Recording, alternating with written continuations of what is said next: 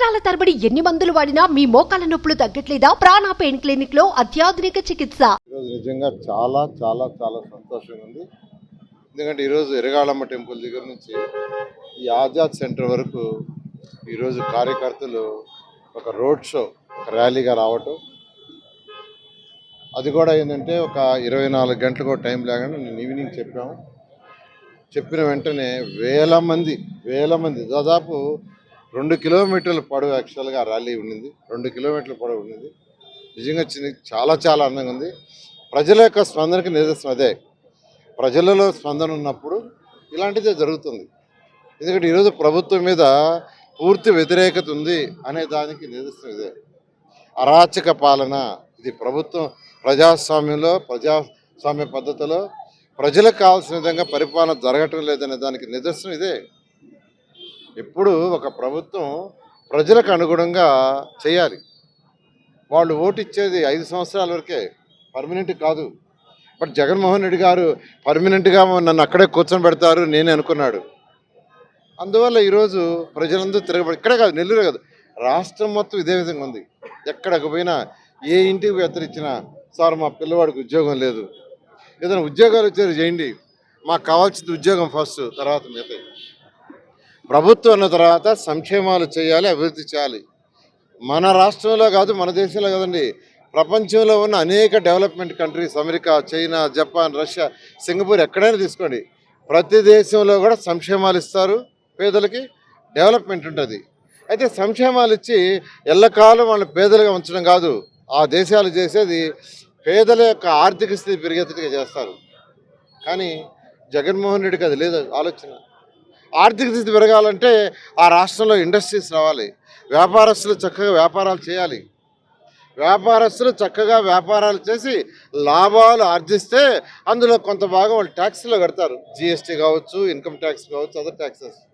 అప్పుడు ప్రభుత్వ ఖజానాకు డబ్బులు వస్తాయి. అదేవిధంగా ఇండస్ట్రీస్ వచ్చి దాని ద్వారా వస్తువులు తయారైతే దాని ద్వారా జిఎస్టీలు, ఇన్కమ్ ట్యాక్స్లు వస్తాయి, ఖజానా నిండుతుంది. ఆ ఖజానాలో కొంత భాగం సంక్షేమాన్ని ఖర్చు పెట్టాలా, కొంత భాగం డెవలప్మెంట్ ఖర్చు పెట్టాలా. బట్ ఈ రాష్ట్రంలో ఈ 5 సంవత్సరాల్లో వ్యాపారస్తులు, ఏ వ్యాపారస్తుడు చూసినా వణికిపోతూ వ్యాపారం చేసుకుంటున్నాడు.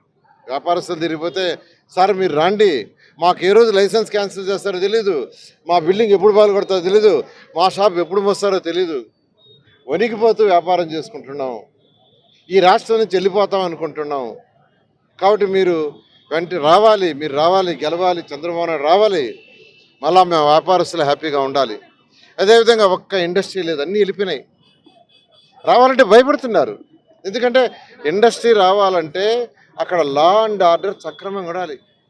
ఏ దేశములైనా, ఏ రాష్ట్రములైనా ఇతర దేశాల నుంచి ఇండస్ట్రీస్ వచ్చి పెట్టాలంటే వాళ్ళు ఫస్ట్ అడిగేది లా అండ్ ఆర్డర్, ప్రశాంతమైన వాతావరణం ఉందా లేదా అని అడుగుతారు. తర్వాత అడిగేది కేంద్ర ప్రభుత్వంతో మీకు ఎలా ఉంది. ఈ 2 కుర్చీలే.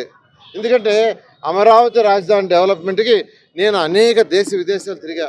America, China, Japan, Russia, Singapore, Malaysia, Abu Dhabi, Ashgabat, ఎక్కడికి పోయినా ఇండస్ట్రీస్కి వచ్చి ఇక్కడ పెట్టమంటే వాళ్ళు ఒకటి ఫస్ట్ ప్రశ్న, మీ రాష్ట్రంలో లా అండ్ ఆర్డర్ ఎలా ఉంది, ప్రశాంత వాతావరణం ఉందా లేదా.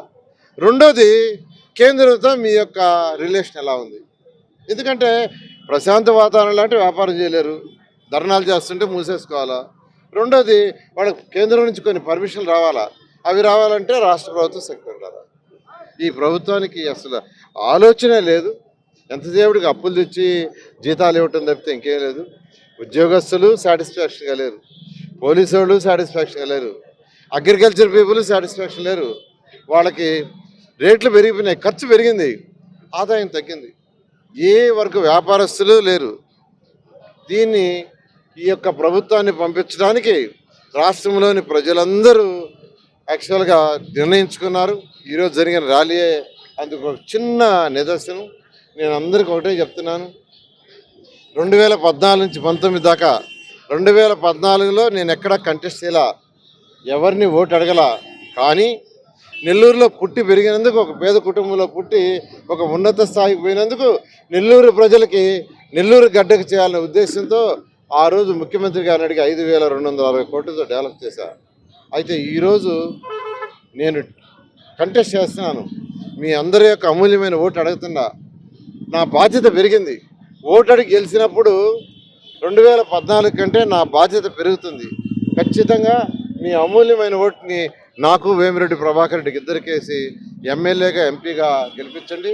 ఖచ్చితంగా బాధ్యతగా ప్రజా సమస్యలు ఏముండే ఆ సమస్యలను తీర్చే విధంగా చేస్తానని తెలియజేస్తున్నాను. Thank you.